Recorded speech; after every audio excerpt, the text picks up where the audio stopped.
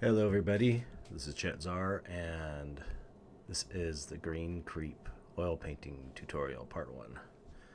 So I'm starting off here with a white gessoed panel of some sort. And what I usually do when I paint my paintings is to kill the white with a layer of uh, raw umber or burnt umber. For the last few years, it's been raw umber, and lately it's been that Visari raw, cool raw umber, because it's a lot more neutral than this. This is kind of it looks pretty yellow. This raw umber. This is Winsor Newton. So the first thing I do is just get rid of the white, tone it with a terpenoid, not terpenoid, Gamsol for my thinner, odorless mineral spirits, and straight oil paint, and just get a tone down. Then I basically start sketching out the values with the straight raw umber. I thin it if I need to, but usually I just kind of go straight in. If I want it darker, I'll use more paint. If I want it a little lighter, I will thin it with a little bit of Gamsol. Now, while I'm sketching this in, I'm going to explain here, whoops, about the colors I mixed up.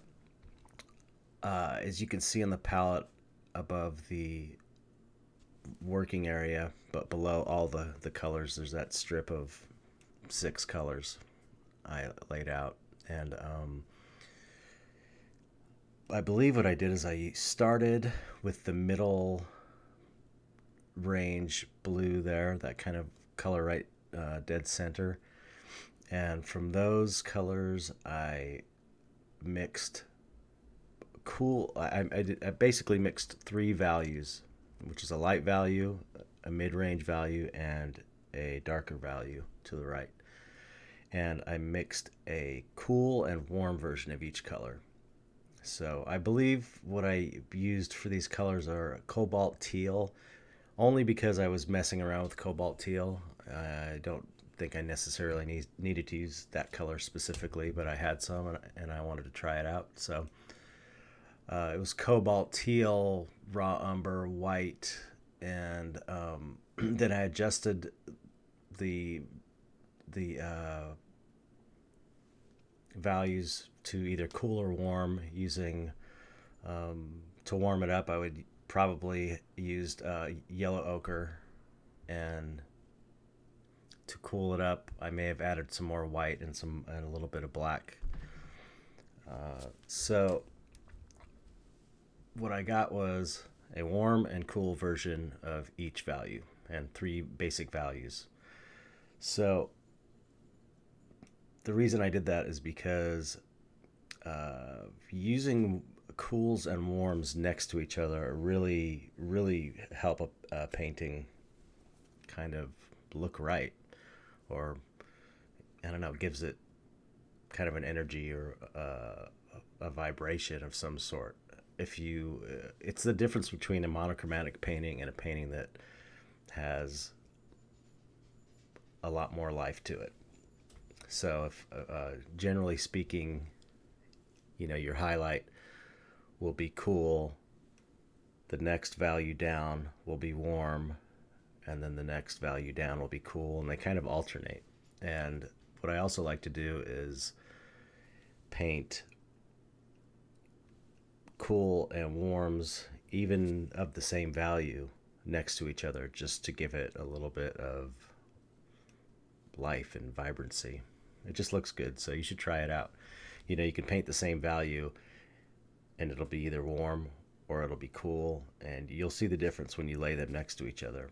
You could do like a kind of a flat flesh tone and just alternate blotches of cool and warm, and it just looks better than if you just done the either all cool or all warm.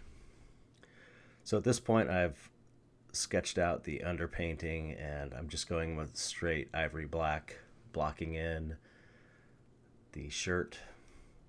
Now I'm taking the warm shadow color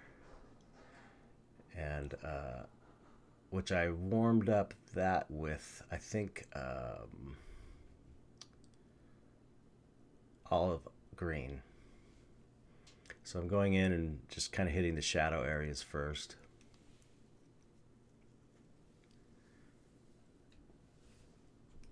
And outlining, just kind of going over everything I've painted in values in raw umber, and you can see this paint is uh, kind of transparent, and it's keeping with the transparent shadows rule that you don't have to stick to, but something I do when I can.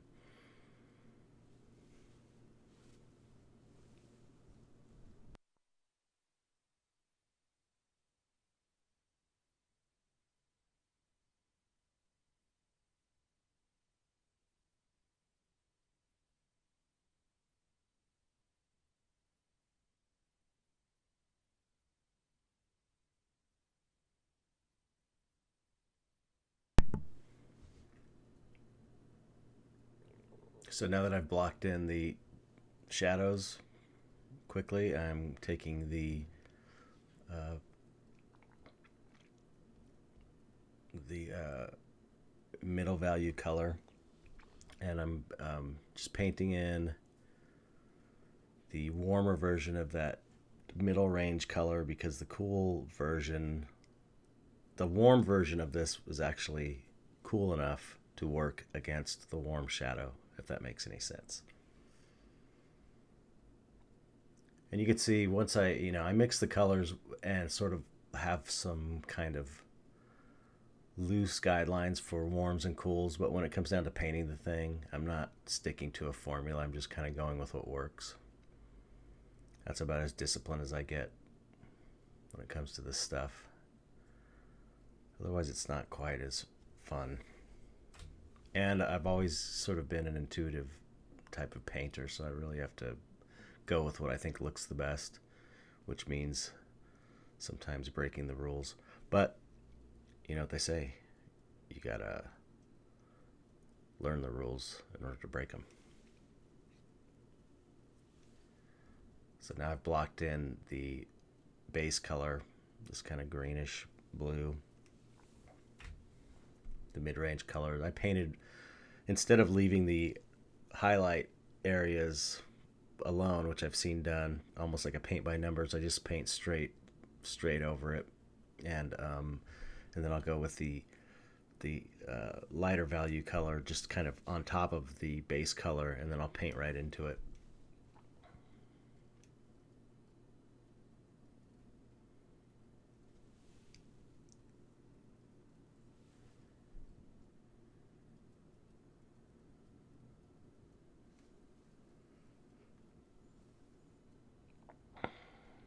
So now I'm taking, it looks like the cool highlight color, and I'm going in and just hitting the high spots. And if you're not familiar with the way light and shadow fall across forms, then it really is helpful to have some sort of reference, work from some kind of reference, even if you're creating a creature that doesn't exist. Looking at things in reality will help you develop a sense of how light naturally falls, where the highlights should be, where the shadows should be.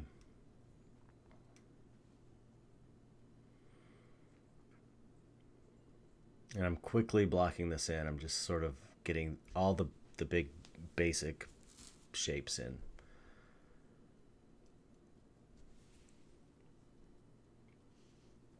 What's interesting about this painting as well is that I really kind of, because I think I was working with these greens and blues, which I don't usually do, I really sort of had a trouble with this painting. I had I kind of was lost for a while, and I kept going through with it because I thought, uh, it's kind of a good example of being able to pull it together when you need to. after kind of losing control of it. And I just kept picking at it until it worked right.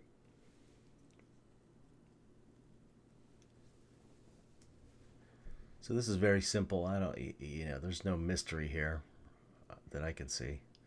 I'm using, liquid for my medium when I need it, but I'm also not, like for these highlight colors, I'm not, I may have used a little bit of liquid. I don't remember now, but looking at I know I did on the the mid-range color, and so I'm painting, when I was painting the highlight color in there, I was using, for a little bit of liquid, but mostly straight paint. And when that mixes with the liquid, it helps it dry. And you don't always have to use a medium. It's good if you want to make sure it dries the next day, but if you're not totally concerned, if you're going to give it a couple days to dry, sometimes you can just use straight oil paint. Right now I've got, at the bottom there, also I've got these, I forgot to mention, I've got 3 values of this kind of violety color that I mixed up for the background. I think it was Purple Lake and raw umber, and then adding just some more white, maybe some yellow ochre, and then some more white. And I'm just throwing that in real quick. What I like to do is block in the basic forms, block in the big areas of color first, and then once all that kind of grunt work is done, I can go in and start modeling the forms more and making it look nicer and detailing it and stuff like that.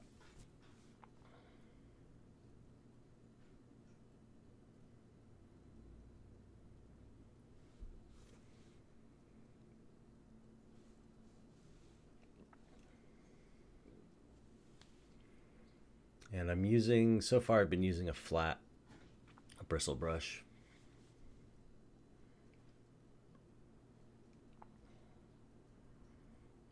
Particularly in these early stages, you want to use, I like to use bristle brushes. If you use brushes that are too flimsy, like the Sables, it's I don't know, it's hard to get enough paint on there and push it around the way you want it. And I'm, mixing in a little bit of liquid in the here, so it not only so it dries, but so it thins it and it just goes on a little more smoothly. All that stuff, mixing your mediums in, it's just a practice thing. It's something you need to just learn how to do by practicing it and seeing what works for you.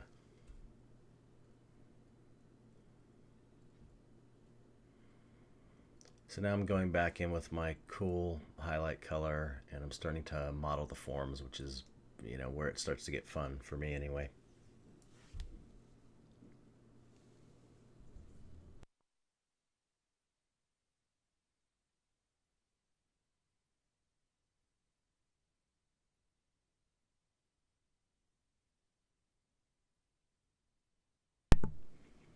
I am working from a study. Um, I've got a sketch you can see to the right of the painting also, and a study is off to the side that I have to refer to. I'm not really using it, that much because I've painted it. I think I did 2 studies of this first, which is weird that I would still have trouble with the final painting after doing 2 studies, but that's the way it goes sometimes.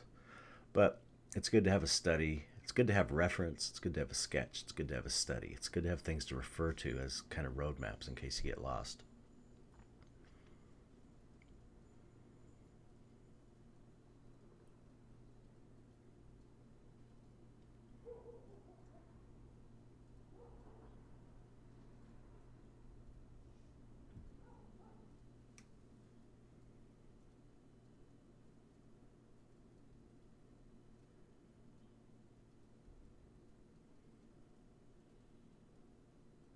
I just took a little bit of the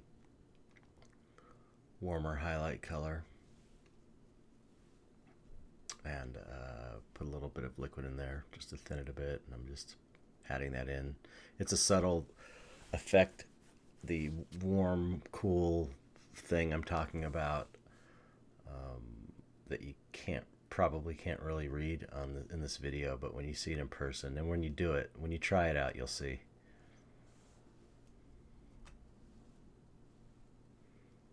It's not something that I even really knew that much about up until maybe even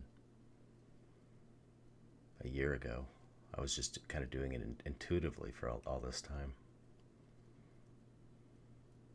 And so right there you saw I took the middle value warmer color and mixed it in with the shadow color a bit. And I'm just kind of blending a little bit, trying to smooth the transitions between the different values. And that's, again, it's a thing of practice. You want to do it so much that it becomes second nature. Um, how much paint to put on, how hard to push the brush when you're painting, how much is, how the paint reacts, fresh paint versus dried paint versus paint that's been sitting there for a couple hours on the canvas. It's an experience thing more than anything.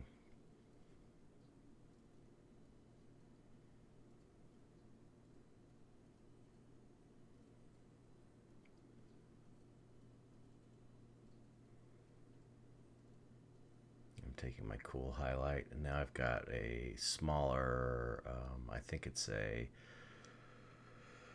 filbert, a small sable filbert, or I think it's actually a golden Taklon filbert. And going back in with the warmer highlight color just to kind of give it some variation. And going back with the cooler highlight color.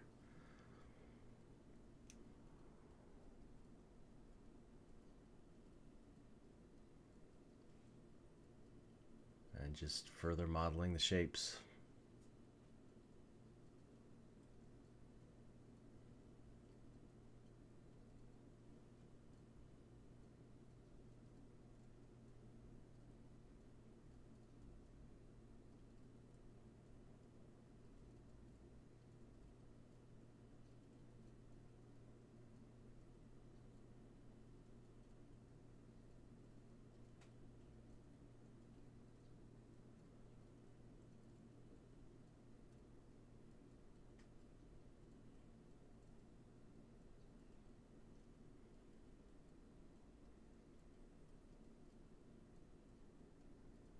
Going back and taking the middle value color, mixing it with that warm shadow color, and creating an in-between value color from there, and going back in and subtly modifying some of the shadow areas just to where it feels right.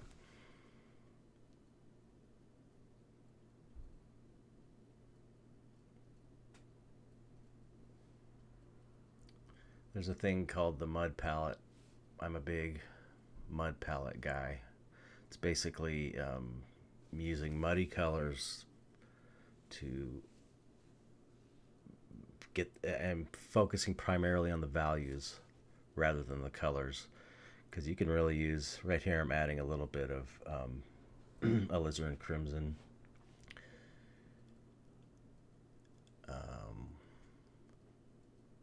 just to get kind of a warmer shadow color in there. But ultimately the mud palette, and I'm mixing it with the shadow, the warm shadow color, the mud palette principle is that value is what is important.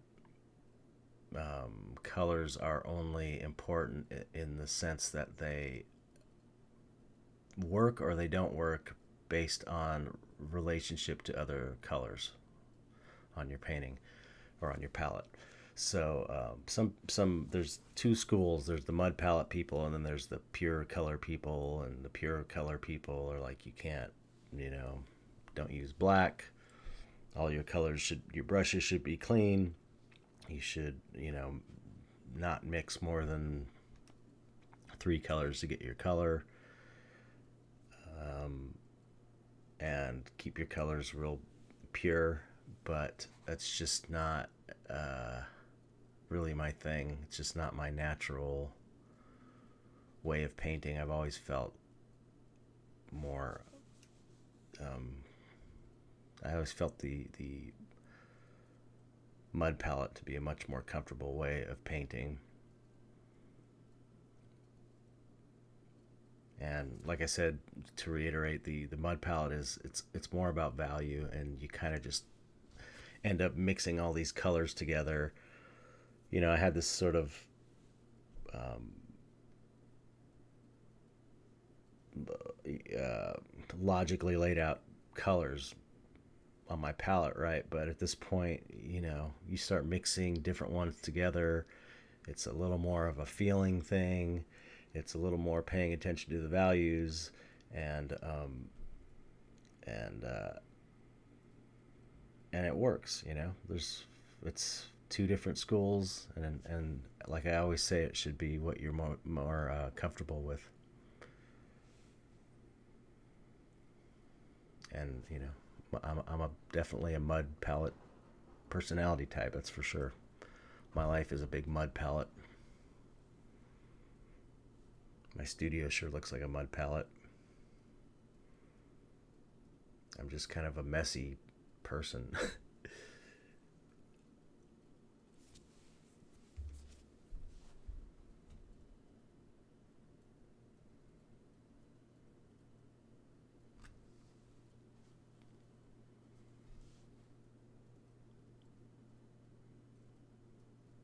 So a lot of the stuff that I'm doing, it's like, painting to me is not about paint by numbers. It's about, you know, kind of feeling the piece and feeling your way through it. And, it's not like it's the right way to do it. It's the way that I do it and the way that some people do it. Some people are more controlled, and I'm more of an intuitive person in general, so I gravitate towards painting intuitively. So for me, it's, the one thing I could recommend more than anything to people that are painting is just paint a lot of paintings. They're going to suck at first, and you keep doing it, and you start getting a feel for your materials, you start getting a feel for what looks good, and you just keep doing it. You just keep doing it over and over and over. That's better than taking lessons. It's better than reading books. It's the best thing you can do to learn is to just do it. And where lessons and books come in are just really seeing how other people do it and learning kind of these foundational principles of what works and what doesn't. But ultimately, when it comes down to it, you just got to paint. And that's how you learn the most. And usually what happens, at least what happened to me, was I did a lot of book reading. I'm a self-taught painter for the most part, and I learned, everything from books for the most part, and then doing it myself. And usually what happens is you read the principles in the books and you go, okay, and you kind of, understand it, the principle of, I don't know, fat over lean, or transparent shadows, or whatever. And until you actually get there and you start doing it, you don't you can't fully understand it until you try it yourself. And a lot of times what I would do is I would be in a painting and I'd be like, oh, okay, I just did that thing I just learned about last week, but I kind of just did it naturally, and now I know why it's working. So that's why you should paint and paint and paint. So you can see I've got, I'm just messing with these mud colors here. I've got, looks like I've that kind of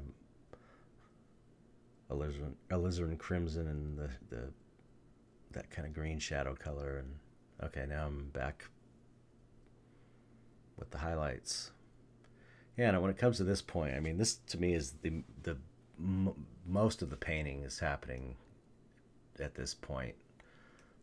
It's where it starts to look like something, and you're going in and just modeling forms and refining And now I'm hitting it with a round. I'm going in for some tiny detail things, perhaps too early, but oh, I'm painting the eyeball here, so it's kind of like to imply that he's sort of looking off to the side.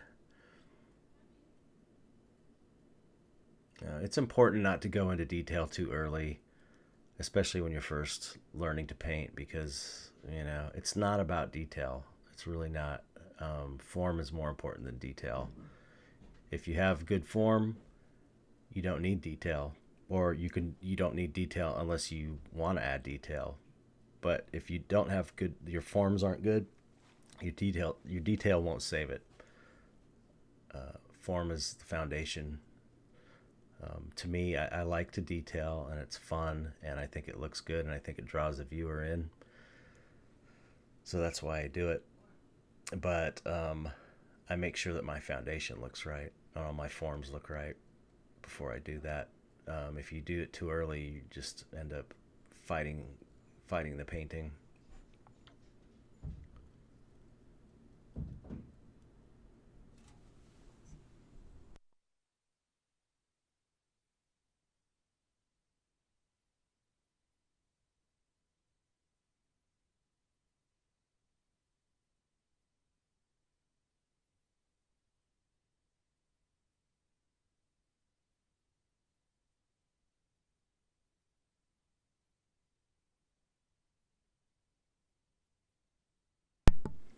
Another thing I should mention to take note of is how kind of gray the colors are, and the colors that I initially mixed. I really prefer to work with kind of grayed out, again, muddy colors. Um, it allows you to punch up certain areas with brighter colors if you need to draw attention there, for one thing. For another thing, when it comes to flesh, when you look at flesh tones, they really have a lot of, they're really grayed out colors. They're not very bright colors in life. And I just prefer it. It's where I feel comfortable. Maybe I see things in a gray way, but it's something I've always felt comfortable with. I've never been really into bright colors. Like my dad, he was very, very much into, especially towards the end of his career, he was very into pure bright color, and he used it to great effect. And but that was just his trip. That was what he was into at the time. And he used to paint a lot more kind of grayed out colors in the 70s. I remember there were some of my favorite paintings of his. But I've always been into kind of grayer, more muted colors, and maybe that will change as I grow as an artist. Maybe not.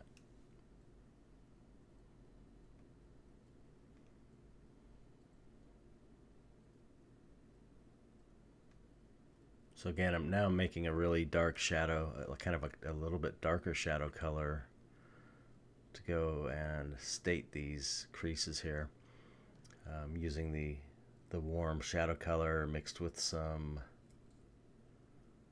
alizarin crimson.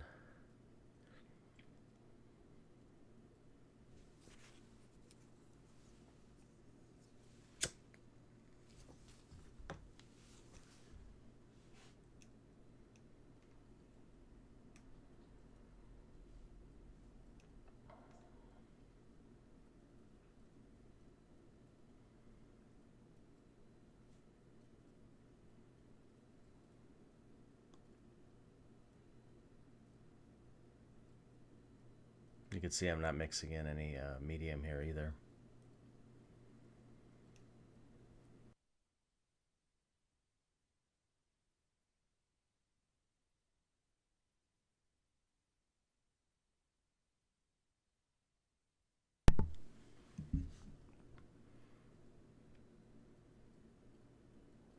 So even though this thing, goes on for 3 hours, I'm going to break it up, I think, into two sections, like an hour and a half at a time.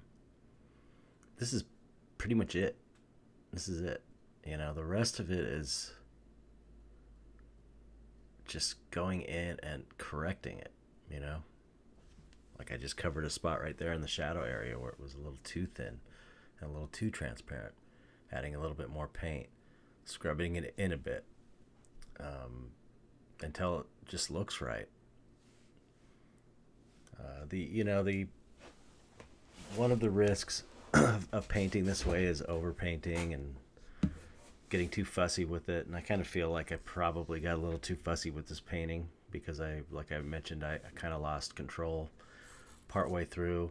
It wasn't that I lost control, it just wasn't looking as exciting and interesting as I was hoping.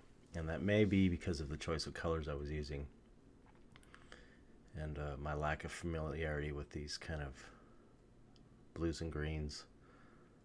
You could see the paint reacting differently now that it's drying a bit. See that weird? It's like it's kind of thickening up or stiffening up, and it catches these weird highlights that aren't showing up in the painting, but they're showing up on video.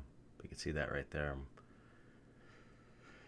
The paint, as it dries, goes through kind of weird stages. At first, it's very loose and easy to push through to the background, and then it starts to stiffen up, and you have to kind of just again paint a bunch of paintings and get the familiar the feel of it.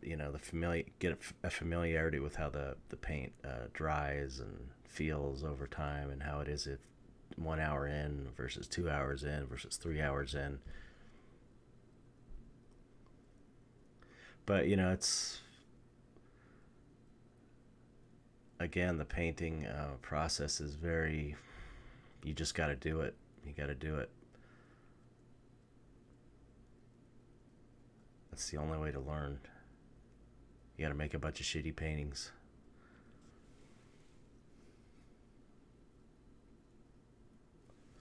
Like I always say, the old adage, if it was easy, everyone would do it. It's not easy. It's difficult, which is why it's fun, because it's challenging. It's always challenging because it's not easy.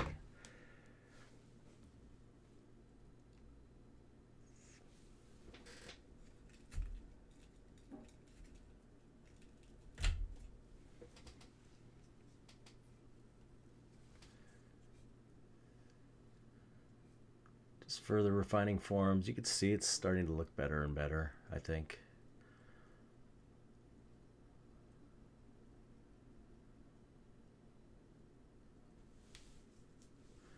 I'm getting a little more into the kind of skin texture and bringing out wrinkles by,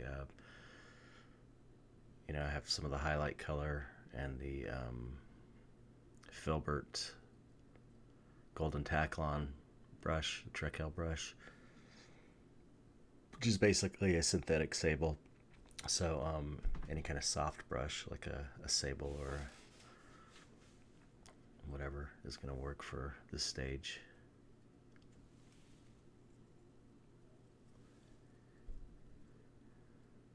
But I'm able to, know how it should look because I've had a lot of experience painting paintings and sculpting as well. So that's part of the reason I don't use a lot of reference. But I think people should use reference. And I do use reference when I need it. But I've spent so many years working on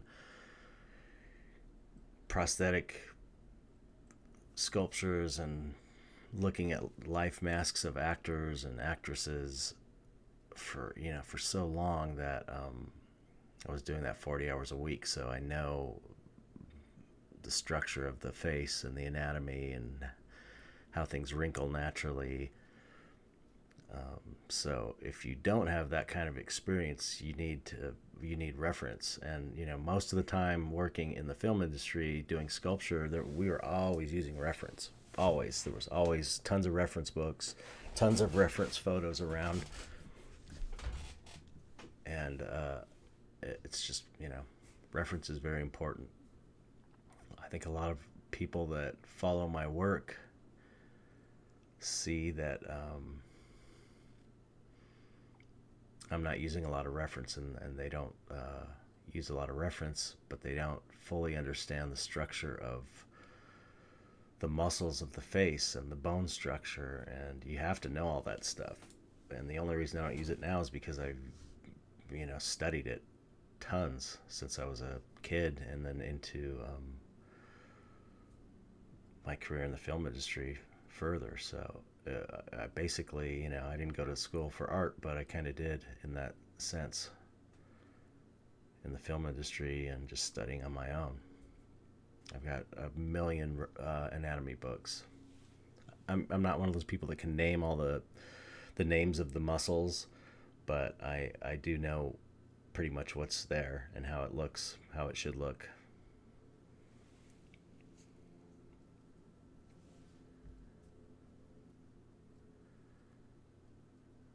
Now I'm going in with that straight, warm shadow color and just further bringing some wrinkles out.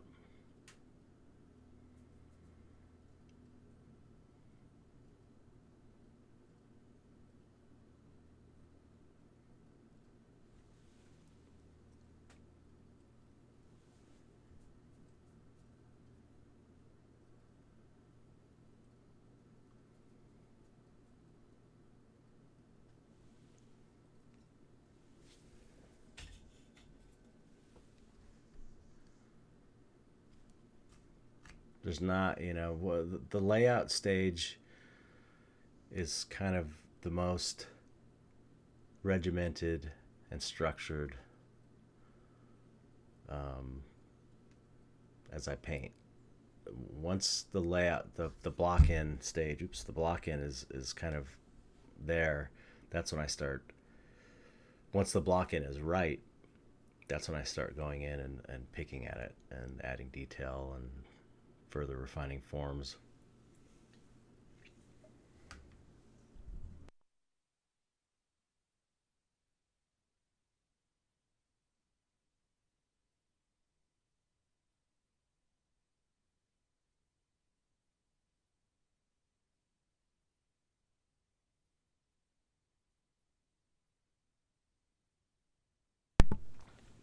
I will say this about not using reference and getting to a point where you don't need reference so much, at least as far as anatomy is concerned.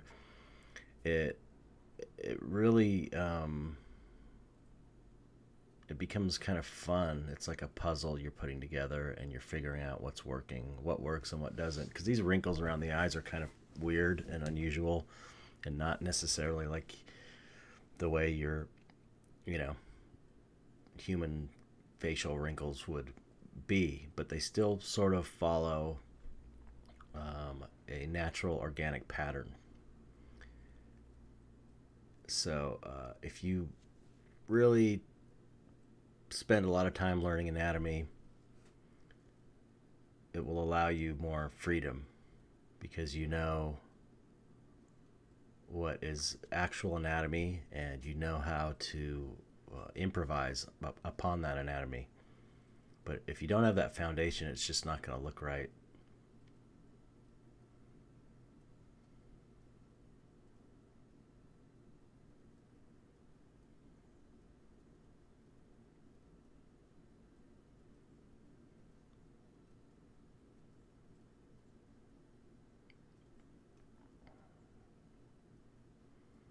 Now I'm taking that shadow purple background color and then mixing some more alizarin crimson in there, then throwing in the a little bit of that green shadow color just to get kind of a darker reddish color for the gums and the teeth.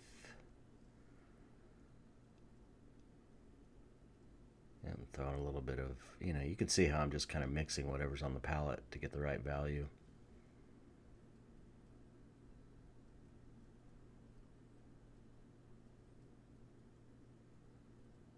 And I really just want mostly gums and a little bit of the teeth showing through. just because that was the character and the look I was going for. Real kind of gummy with tiny teeth.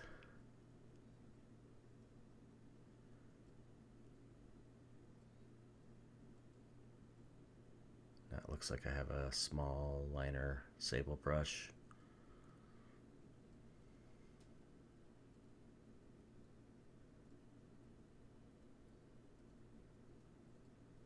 Looks like mixing some alizarin crimson and black, I think, to get a really deep dark color for the black in the corners of the mouth.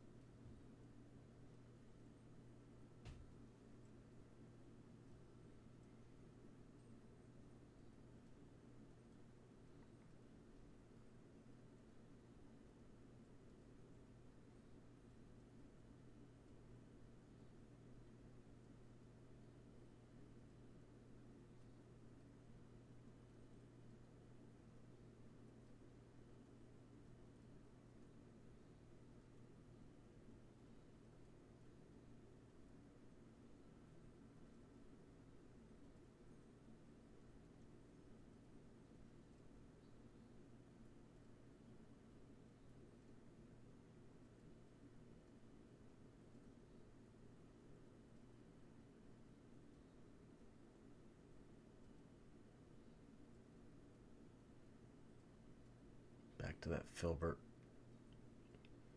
Taklon. Just trying to get a good mid-range value color there.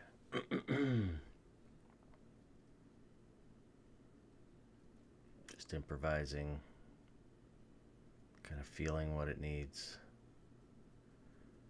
and messing around with it until it looks right.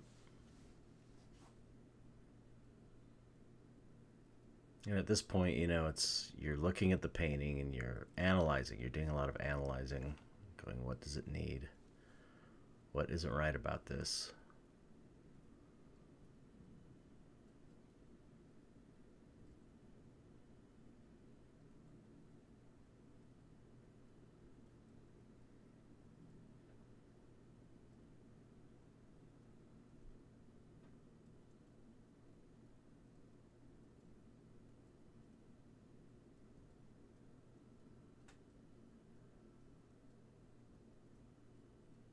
And that shadow was looking a little dark, so it looks like I'm softening it up a bit.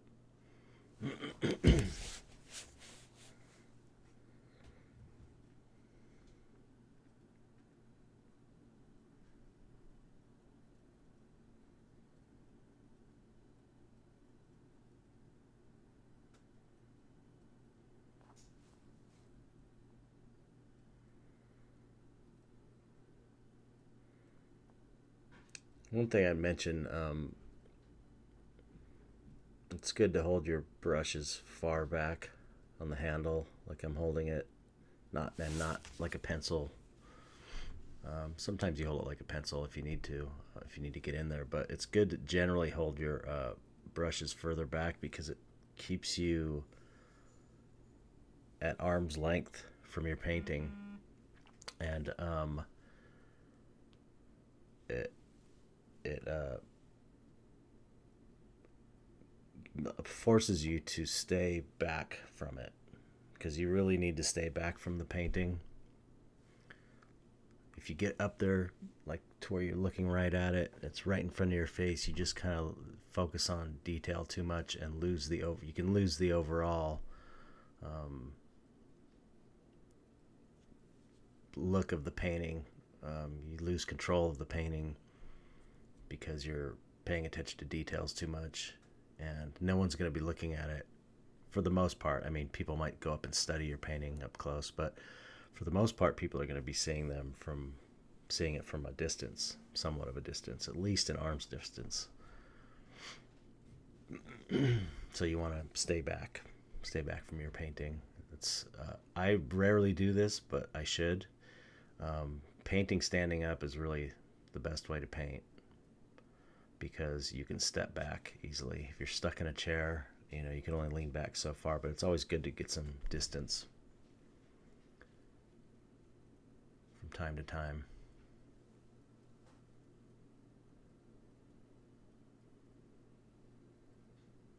Now, the stuff I'm doing now is just very subtle, going in and softening some shadows that appear maybe too harsh or too dark. Must be the mailman.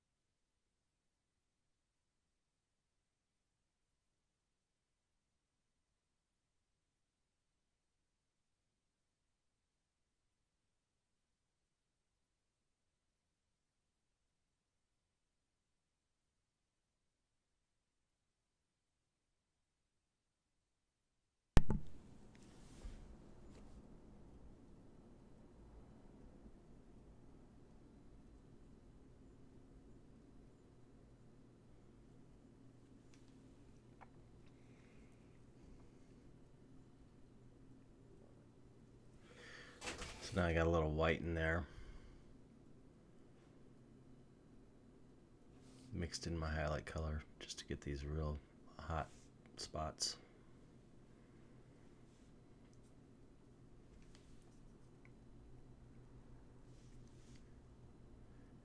As needed. I have a rough idea where I think the light is coming from. In this case, it's coming over the characters, in front and over to the left of the character, to the character's left, to the right of the canvas. But I don't get too hung up on that. As long as it looks right, I cheat where the light's coming from. It's not about, to me, it's not about, ultimate accuracy. It's more about, creating a character, really, and creating a beautiful painting, the best I can do.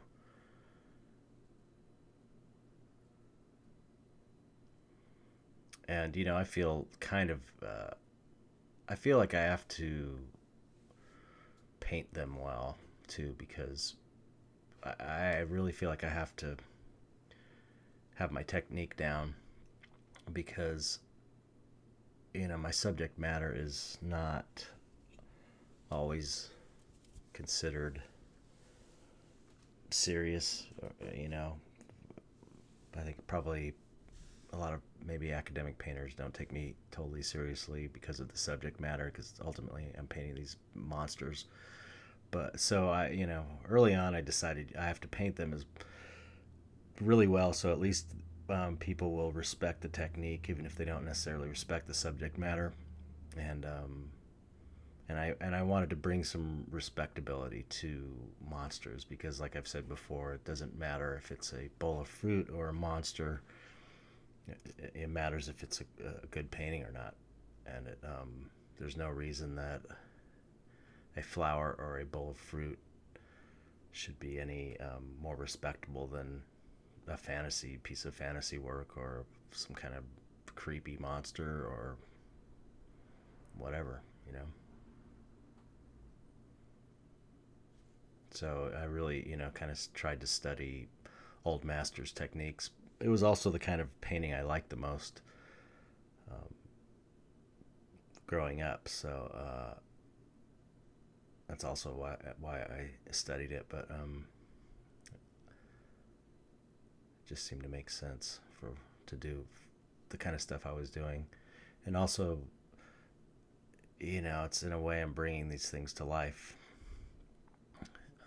These things that don't exist except inside my head, and so I want them to feel like they could really exist in the real world.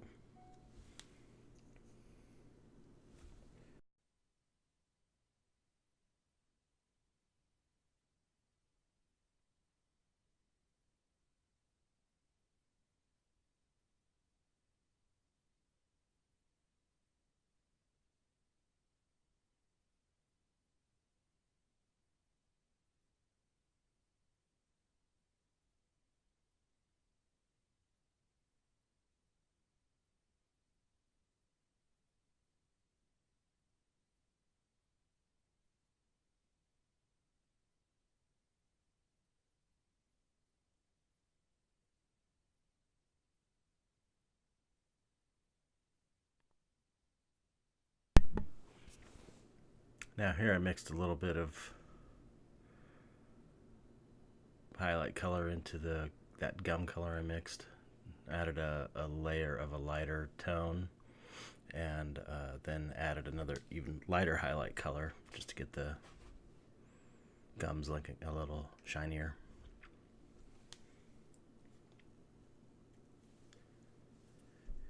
I mean, it's really simple when you think about it, what's going on here.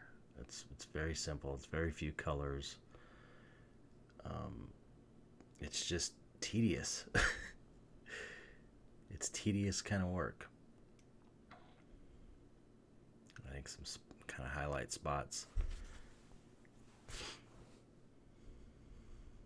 You know, another thing that trained me, unwittingly trained me to be a painter. Oh, there's a nice little highlight spot. Was when I got into 3D animation, because particularly the lighting objects and things like specularity and you know how like a soft object is going to look when light hits it versus like a hard plastic object is going to look a certain way, and how flesh looks. You know, definitely got me thinking about how objects react to light.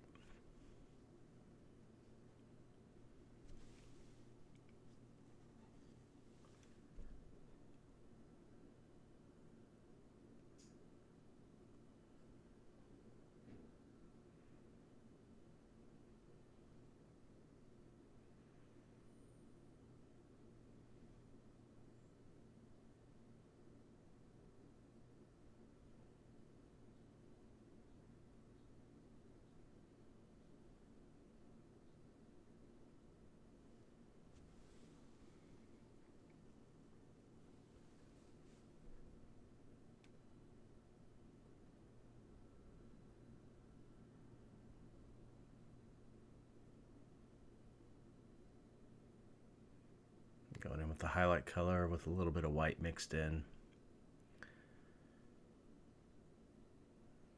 bringing those really bright points out. Oh, at this point, I remember the mouth wasn't wide enough, so I had to go in with that black, you know, deep blackish, reddish, alizarin crimson and black, and just kind of widen the mouth because it wasn't capturing the character the way I wanted to. If I was probably paying more attention in the blockout stage, I would have caught that early and not had to go and sort of repaint this, because then I have to paint the corners of the mouth again and kind of mess with the wrinkles. A good example of why you got to make sure your block in stage everything is correct. It's difficult for me anyway, because I don't know, as a painting becomes more detailed, you know, it's like I'm always looking one step ahead. The detail of a painting, or as it is being built up, it kind of leads me on to the next stage. I can see a little bit further. Um, so it's kind of hard to see it in a rough state and know that everything's laid out correctly, but it's worth the effort to try.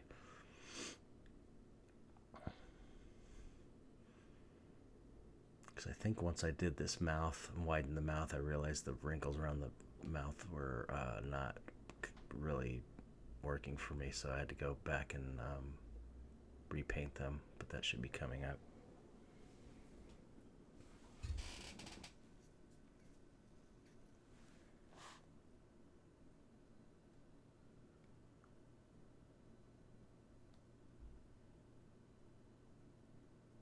I'm kind of all over the place too, and it's just the way I paint. I'm bounce around. I'm not super disciplined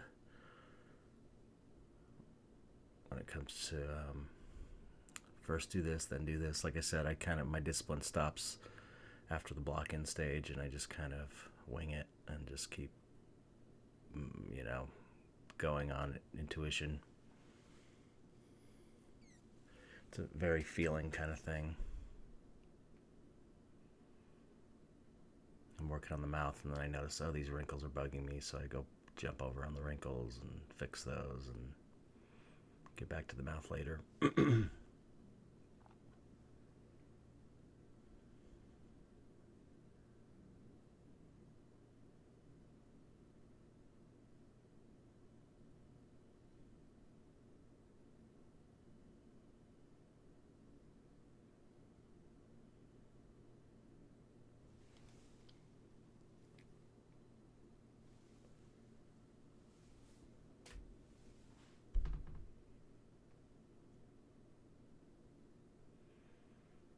Then I'm working on the eye wrinkles, and I notice the crow's feet are kind of not all there, so I start working on those. Then I jump over on the other side to make sure those are okay.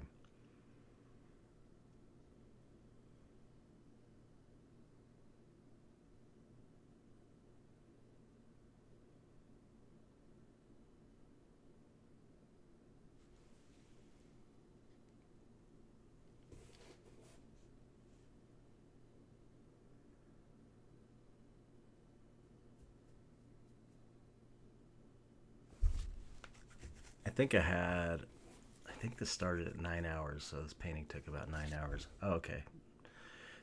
At this point, the painting, I've let it sit for a day and dry, and so now I'm going to do some glazing because the color wasn't quite the bluish green that I wanted. So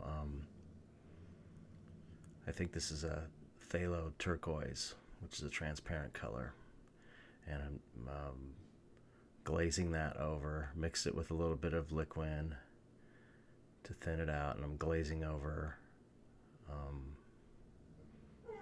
I don't think I glaze over the shadow colors, just the kind of mid tones and highlights.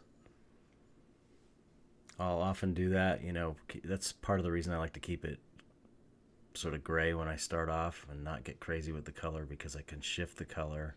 I could shift it warm, or I could shift it cool, or I could you know, turn this guy into a red guy or an orange guy by glazing colors over it. And so I just kind of do a glaze overall, and sort of stayed away from these bright highlight colors. Painting over the highlights there, not really painting over the shadows.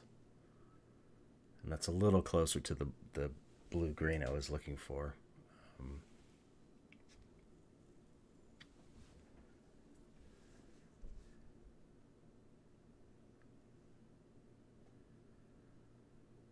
And it's also another good thing I like about glazing is, aside from being able to shift the colors in a certain direction, you know, then I'm kind of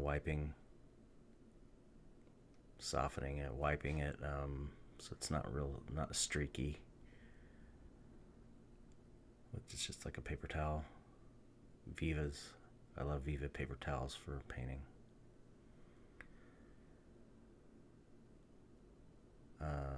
Another thing about the glazing process that I like is that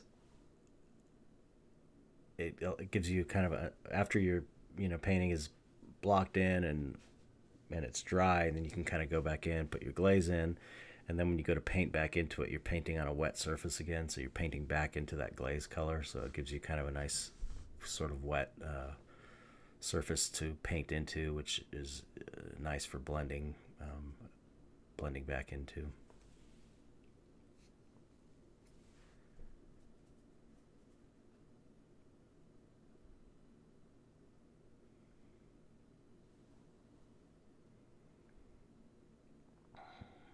I believe that's Purple Lake,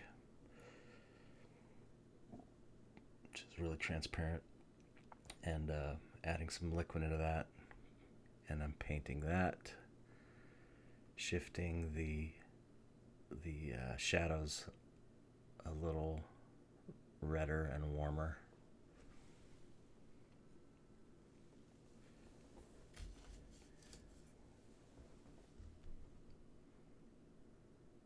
I also like painting with glazes because there's a little bit less pressure to get it 100% right from the start.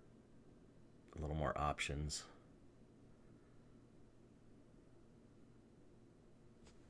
I like painting on top of a dried painting that's kind of blocked in, like I have it at this stage, and then glazing. I've always felt comfortable doing that. It always kind of made sense to me. Maybe because of my makeup effects days, because painting creatures and prosthetics was a lot of airbrushing and laying transparent colors. Back in the days when I was working in the business, it was foam latex, which is not a translucent material, and now things are painted with a lot of things are cast in silicone, which is a transparent material, so it requires a different kind of painting, which is really transparent washes. But in the foam latex days, we had to cheat everything and make these not translucent materials look translucent just with the paint job. So there was a lot of airbrushing and layering of colors and glazing.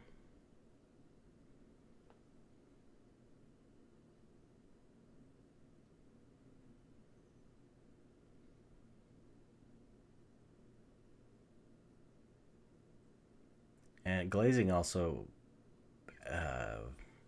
gives more depth to a painting, I think.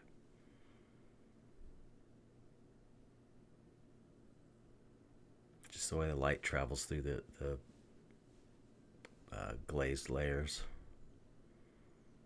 You can really get kind of a jewel-like quality to paintings so that have thin, transparent glazes on them.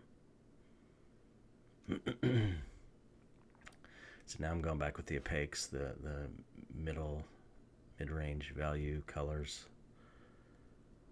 and sort of painting back into that glaze color. I'm really just kind of feeling it out and playing with it. I mean, if you kind of stop the video and look at this image and go back to before I did the glazing, you can see the difference. This has much richer and more vibrant looking color. Just looks more finished.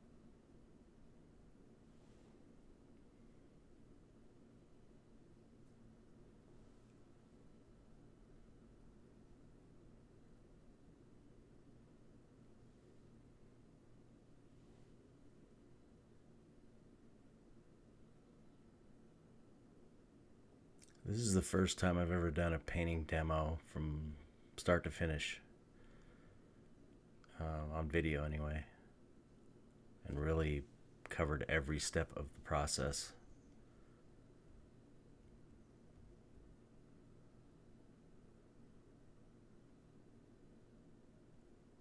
So it's been kind of an interesting thing for me as well.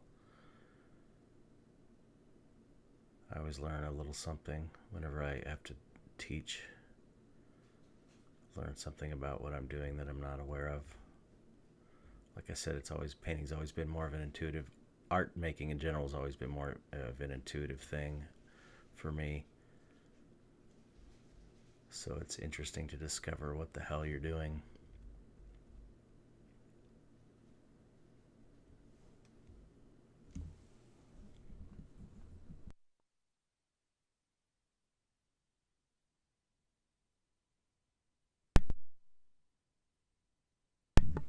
And yes, I do use my fingers from time to time. I just make sure they're clean before I eat or smoke or touch anything, because oil paints get all over everything if you're not careful.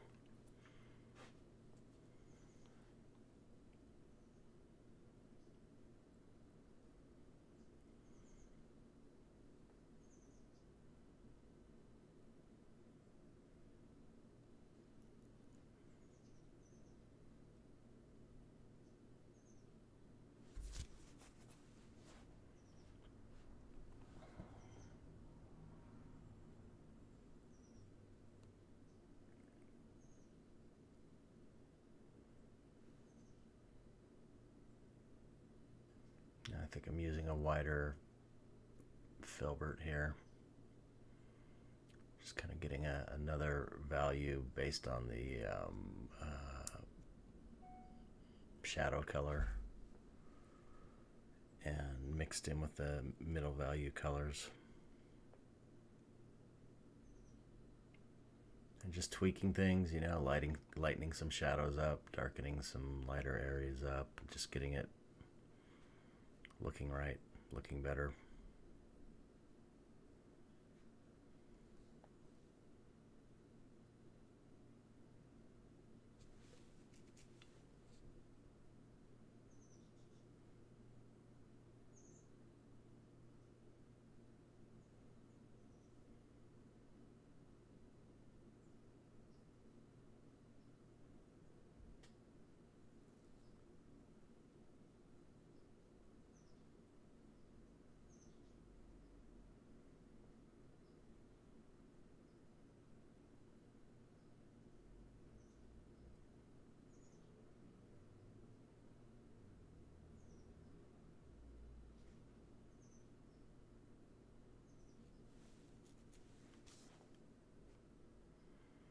You could say I mixed in a little bit of that alizarin crimson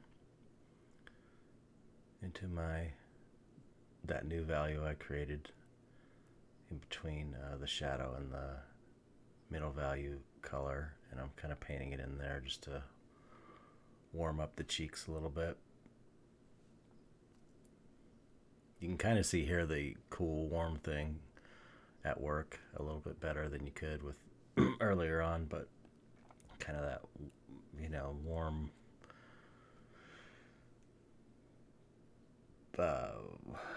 darker mid-range color against the cooler middle value color.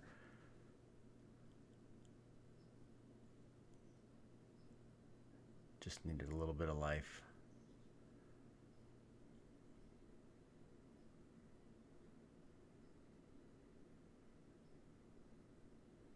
Refining these creases, they seemed a little dark to me, so I'm toning them down a little bit, adding some warmth in there.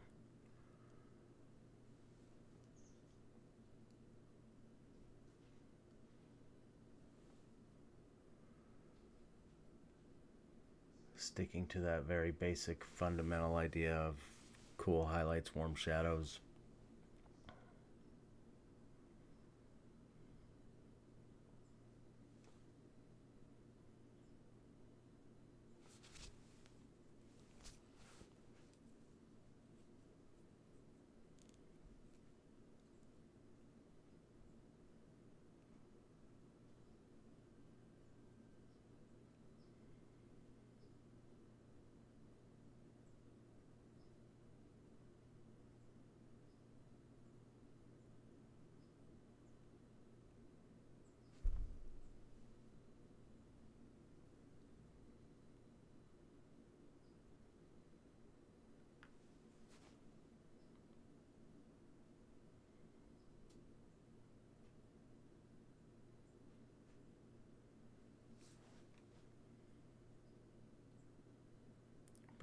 lights back out.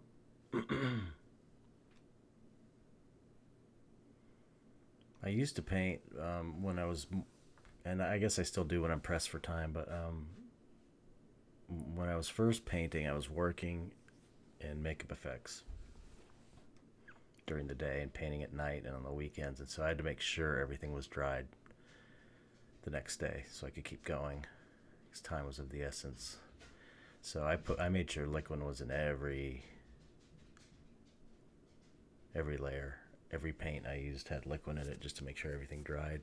And like I mentioned before, I'm a little bit less like that now.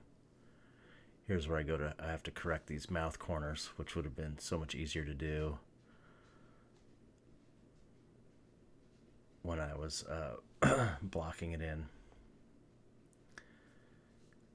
But it's a hassle, but it has to be done because it wasn't looking right around the mouth. So I'm taking that warm shadow color, it looks like, with maybe a little bit of that alizarin crimson, and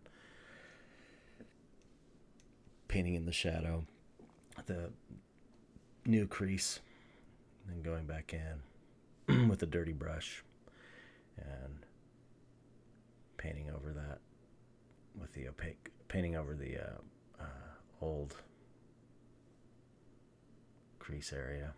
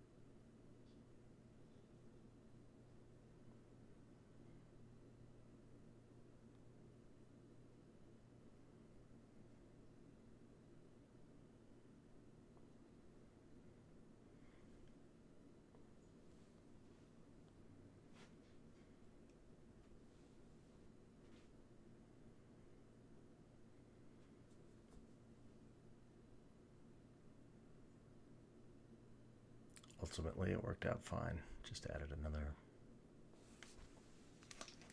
step that could have been avoided.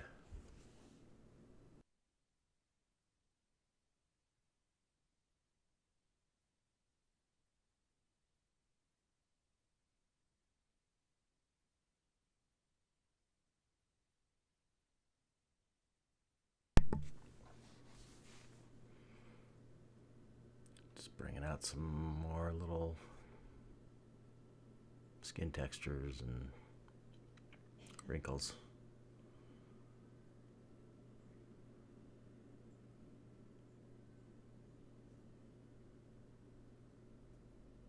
Using that kind of purpley background color. Mixing that into the shadow area to lighten it up a touch while still keeping it warm.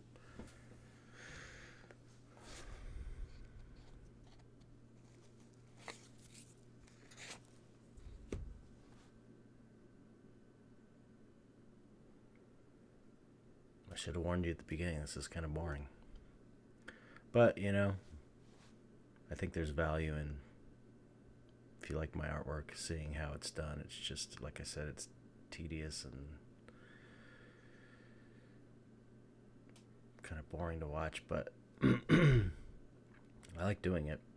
I kind of like tedious things sometimes. Yeah, it's starting to look better there with lightening up that shadow color. I felt like I like to keep the shadows transparent, and that shadow is still a little bit transparent, but not as transparent as I normally would like. But I made the decision that the painting would look better with a lighter shadow color, which I could only get by kind of opaquing up the shadow a touch. So, you know, you give up on your transparency for the overall betterment of the painting.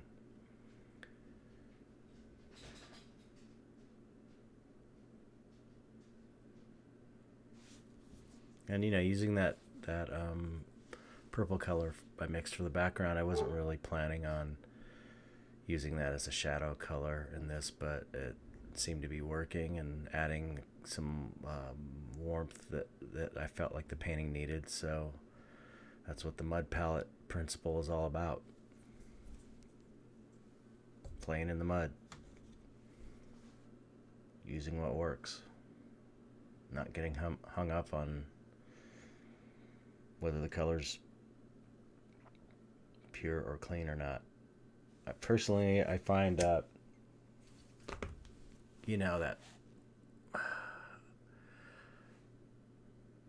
painting that's too technical for me, for my personality type, for the kind of person I am, if it's too technical, it isn't quite as fun. I really enjoy being able to improvise. It just feels natural to me. You should paint what in a way that feels natural to you. When you're learning, you should try every technique. I've tried lots of different ways of painting and have settled after doing it for 15 years or so. I've settled on a way that's very comfortable for me. And, I still try new things, but I do have a comfort zone that I enjoy painting within, and I like the result I get. It's enjoyable. I could probably paint more efficiently if I was a little more disciplined, but I don't know that it would be worth giving up the enjoyment factor, because the enjoyment is a big part of why I do it. It's the main reason I do it, is because it's fun. So in order for me to do a good painting, I have to be enjoying myself for as much as I can, because sometimes it's just difficult, and you have to work through the difficult stages. I'm adding these little puffs of highlight, get that glossy looking eyelid thing.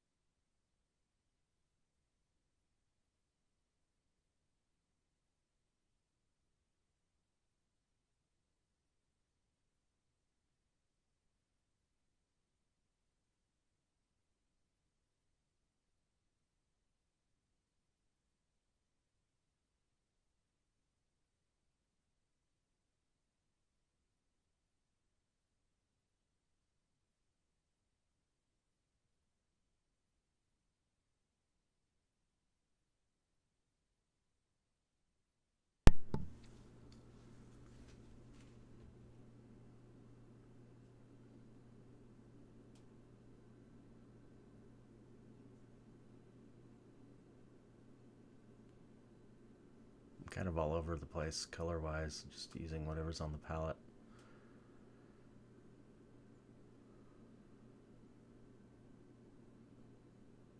at this point, which I guess isn't great for teaching, but that's how I paint. So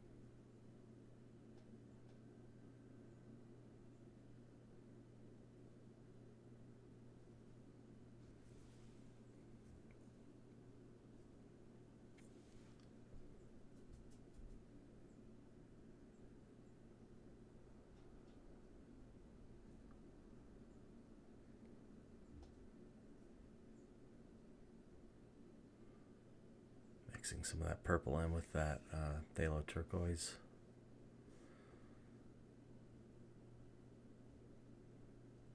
Just to kind of paint in that muscle in the temple area, in the shadow area.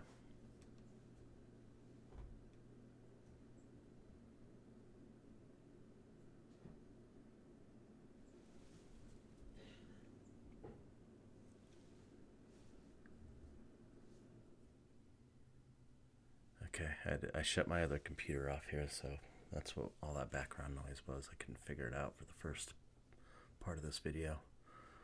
Sorry about that.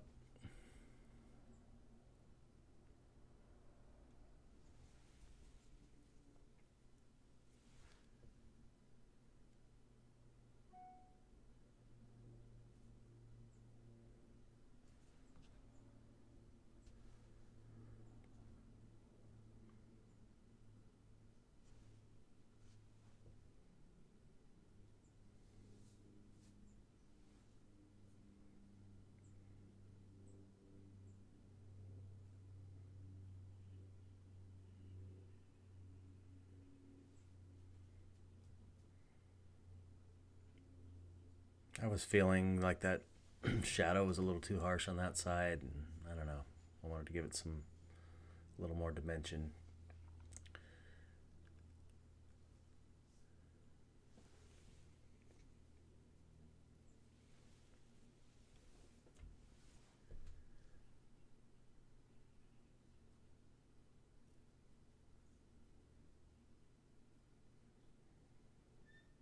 If you're working from a reference, also it's a little bit easier in the sense that you don't have to, you know, screw around with it so much like I'm doing. Even though I'm working from a study, it's still it's not like I'm working from a photo or a model.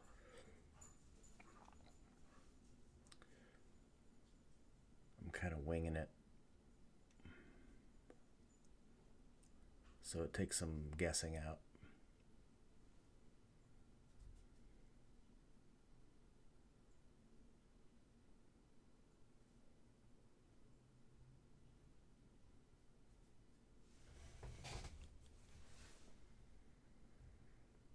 Okay, zooming in because we're getting into more detail work.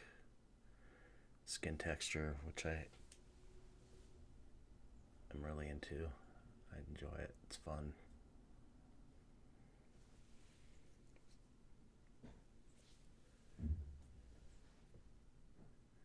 And I made like a little pink mixture there to kind of blotch the skin up and add some dimension to the kind of shadowy areas a little bit.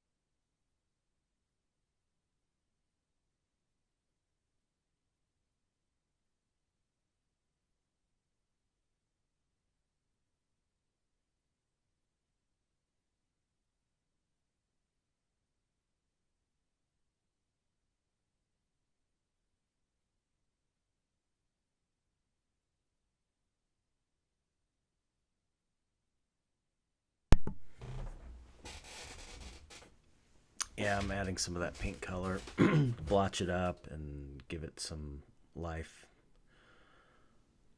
taking a little cadmium scarlet, which kind of dried up on my palette, so I had to break the skin open with the back of my brush. And throwing that into the mix to get a little more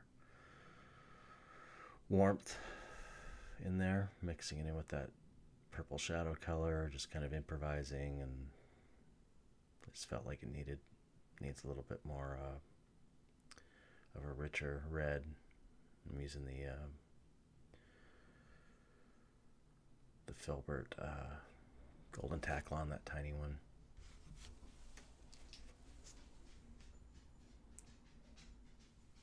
Tried it out and it was a little bit too much, so I'm toning it back down a little bit, graying it up a bit.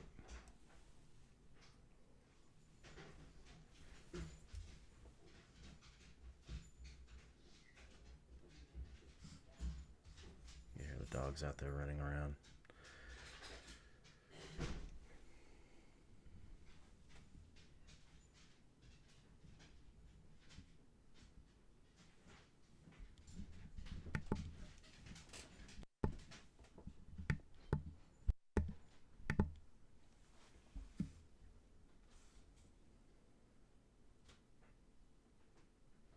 Just kind of giving it some texture and blotchy goodness.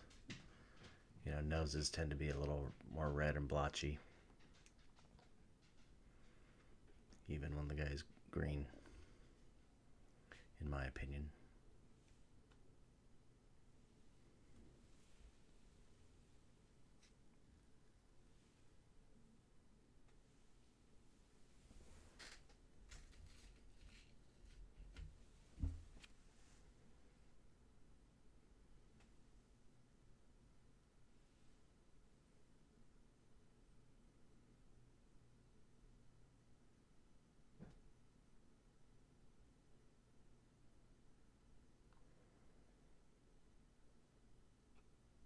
And that kind of red rimmed thing,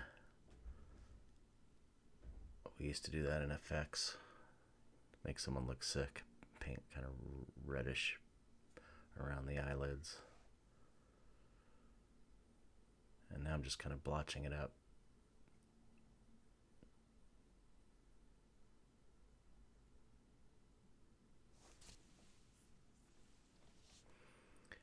And, you know, like I said, I kind of got lost a little bit. I think it probably started around here. The end result ended up looking good, though, and there is a benefit to improvising and screwing around while you're painting, because one thing I like, if you're smart about what colors you're using and it doesn't look too muddy, you really can get a great layered effect by layering all these kind of little blotchy colors over one another. You end up getting a lot of depth and a lot of interesting textures and colors to look at. And you know, the way you can pull it out of a tailspin if you're getting too gray or too muddy or too mottled or whatever is just the experience of painting a lot, because you know, if it starts getting too gray, I could kind of add maybe like some more warms in there to give it more life, and just all these different principles.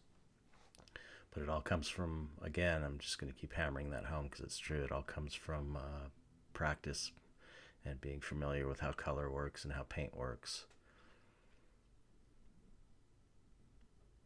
And I started painting those shiny highlights on the bottom of the eyes, and the color I could see here was too warm. I could tell what I'm doing now.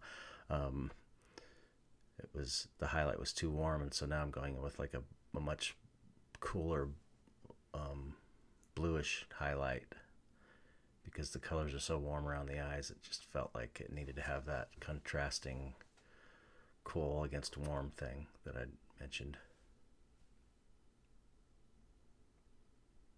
Once I got it laid in there, I could kind of blend it a little bit.